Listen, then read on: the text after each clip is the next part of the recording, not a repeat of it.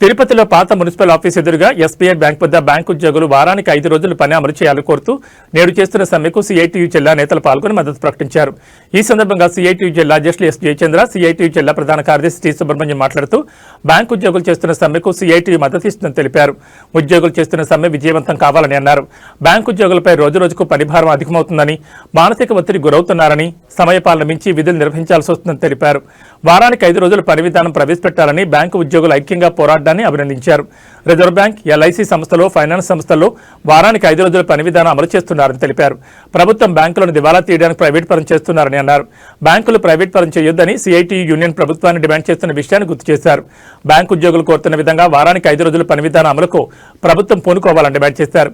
ఫిబ్రవరి 12వ తేదీ దేశవ్యాప్తంగా యావత్ కార్మిక వర్గం కార్మిక చట్టాల రక్షణ కోసం లేబర్ కోడ్స్ రద్దు చేయాలని, ప్రభుత్వ సంస్థలను ప్రైవేటీకరణ ఆపాలని, కాంట్రాక్ట్ కార్మికులను రెగ్యులర్ చేయాలని, కనీస వేతనం 26,000 అమలు చేయాలని తదితర డిమాండ్లతో చేస్తున్న సమ్మెలో భాగస్వామ్యం కావాలని బ్యాంకు ఉద్యోగులను కోరారు.